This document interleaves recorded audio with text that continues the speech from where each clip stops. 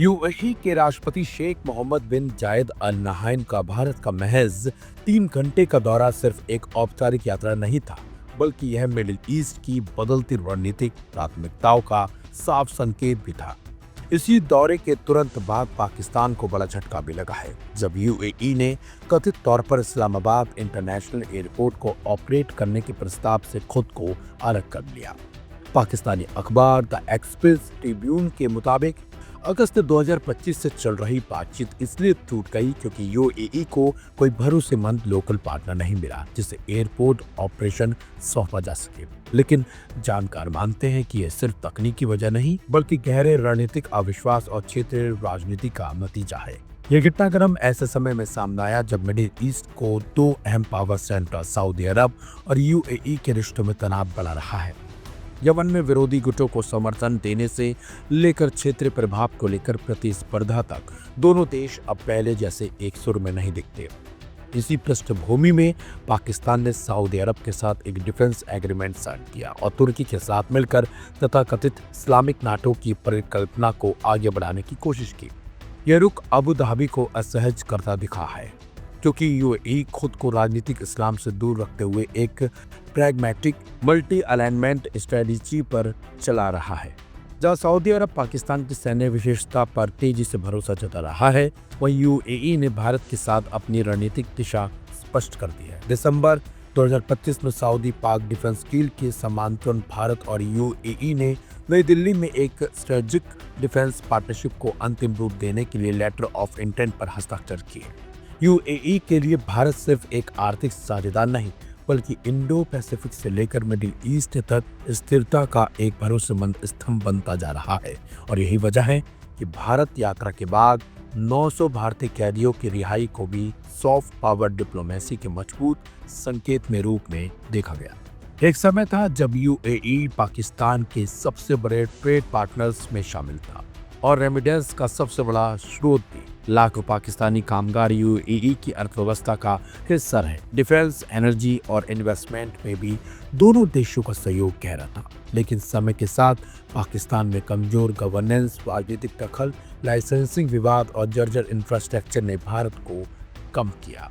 सरकारी उद्यमों को घाटे में जाना और फिर उन्हें औने पौने दाम पर बेचने की कोशिश जैसे पीआईए का प्राइवेटाइजेशन ने विदेशी निवेशकों को सतर्क कर दिया। और अफगानिस्तान जैसे जटिल हालात में एयरपोर्ट मैनेज करने का अनुभव रखने वाला यूएई अगर इस्लामाबाद प्रोजेक्ट से पीछे हटता है तो यह साफ तौर पर सिर्फ बिजनेस नहीं, भरोसे की राजनीति को दर्शाता है। कुल मिलाकर यह घटनाक्रम दिखाता है कि मिडिल ईस्ट अब पुराने धार्मिक या भावनात्मक गठबंधनों से आगे बढ़कर व्यवहारिक, स्थिर और भविष्य उन्मुख साझेदारियों को तरजीह दे रहा है। यूएई के लिए भारत का उभरता हुआ ग्लोबल पावर है, जबकि पाकिस्तान फिलहाल आंतरिक अस्थिरता और रणनीतिक अस्पष्टता से जूझता दिख रहा है।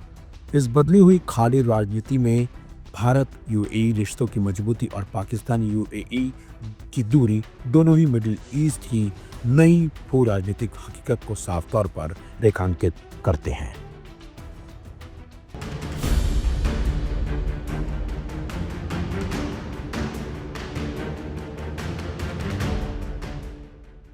प्रेसिडेंट डोनाल्ड ट्रंप के हुक्म पर अमेरिका का सबसे बड़ा जंगी बेड़ा यूएसएस अब्राहम लिंकन तेजी से ईरान की तरफ बढ़ रहा है। इसे फारस के समंदर में तैनात किया जाएगा।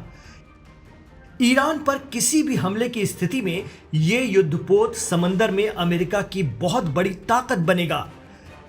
लेकिन अब पूरी तरह से जंग के मैदान में उतरने की तैयारी कर चुके ईरान ने भी अमेरिका और दुनिया को इशारों इशारों में बता दिया है कि अमेरिका की तरफ से अगर ऐसी कोई भी हरकत हुई तो यूएसएस अब्राहम लिंकन का वो क्या हाल करेगा।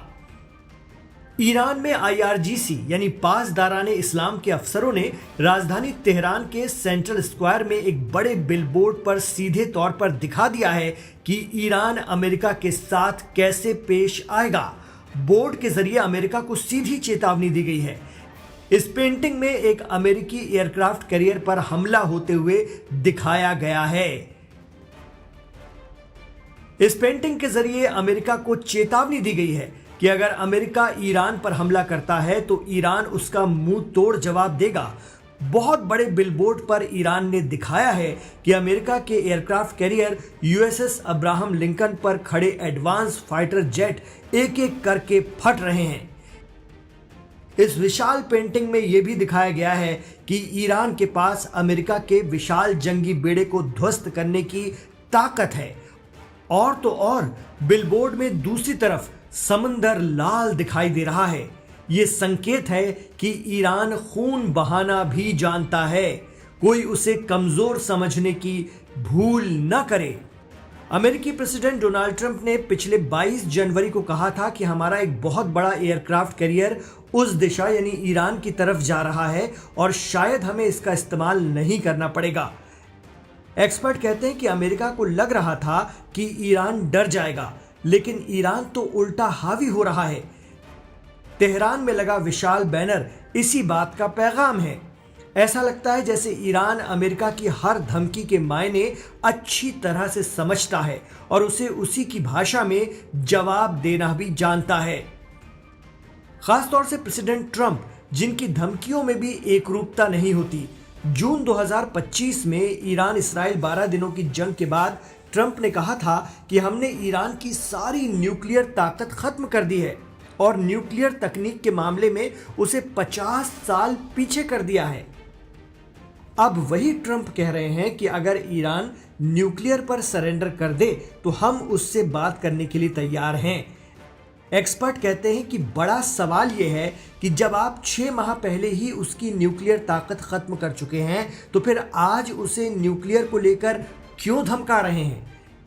ट्रंप के बयानों में यह विरोधाभास बताता है कि अमेरिका ईरान पर सारे हरबे, सारी तरकीबें इस्तेमाल करके देख चुका है, लेकिन ईरान अपने स्टैंड से टस से मस नहीं होता। जबकि न्यूक्लियर पर ईरान के सुप्रीम लीडर कह चुके हैं कि न्यूक्लियर बम जो इंसानियत को खत्म करने की सोच के साथ बनाया जाता है वो इस्लाम में हराम है और ईरान कभी भी एटम बम नहीं बनाएगा। अलबत्ता अपनी एनर्जी ज़रूरतों के लिए यूरेनियम एनरिचमेंट करेगा जैसे दुनिया करती है। जानकार एक बात और बताते हैं कि जब यमन के हूती या अंसारुल्लाह ने अमेरिकी aircraft carrier USS Carl Vinson को बुरी तरह नुकसान पहुंचाया था, हालांकि इसे अमेरिका ने कभी नहीं माना, लेकिन हूतियों ने यह दावा बार बार किया और इस एयरक्राफ्ट कैरियर को लौटना पड़ा था अदन की खाड़ी से।